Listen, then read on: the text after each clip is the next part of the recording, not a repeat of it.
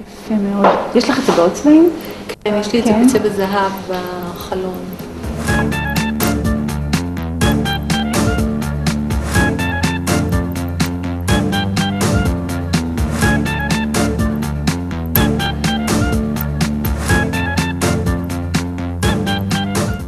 זה מרגיע? כן, האמת שכן, הרבה אומרים כך. לא רק שלווה ורוגע יש לאיריס קרשס בגלריית התכשיטים שלה במרכז קסטרה.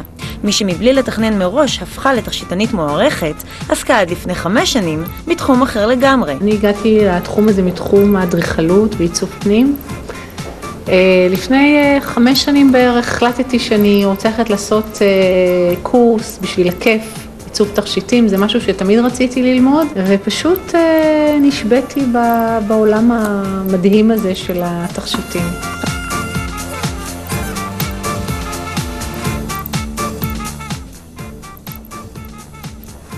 אני חושבת שיש קשר מאוד גדול בין המקום שממנו באתי והמקום שבו אני נמצאת. מה?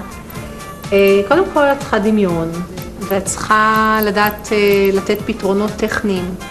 לדברים שאת רוצה בעצם לבצע. עם הרבה כוח רצון הצליחה איריס להפוך את התחביב החדש שלה גם למקור פרנסה. כמו בעיצוב בתים, גם בתכשיטים, המקוריות והיצירתיות קובעים את הטון. השרשרת הזאת, שזה שילוב של כמה מחרוזות, עם פנינים, עם עלים, עם קריסטלים. פה יש חגורה, שהיא מורכבת מפנינים, מכל מיני מבנים, שאני שיבצתי והכנתי בעצמי.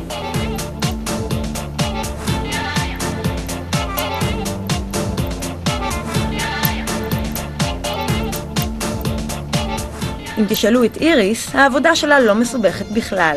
לכן היא גם מוכרת חומרי גלם למי שמעוניין לנסות בבית, ואפילו לא חוששת להעביר הלאה את סודות המקצוע. הגעתי למסקנה שזה פשוט מפרה אותי. עצם העובדה שאני יושבת ואני מראה ומסבירה, תוך כדי זה פשוט מביא לי רעיונות חדשים. בעיקר עכשיו בתקופה שהיא קשה לכולם כלכלית. נשים שרוצות לפתוח עסק, איזה טיפים היית נותנת להם? אם אתה מרגיש שאתה מוכשר במשהו ואתה טוב במשהו, אז תנסה לדחוף את זה קדימה, כי הסיכויים שתצליח בזה הם הרבה יותר טובים מאשר תצליח במשהו שאתה לא אוהב לעשות.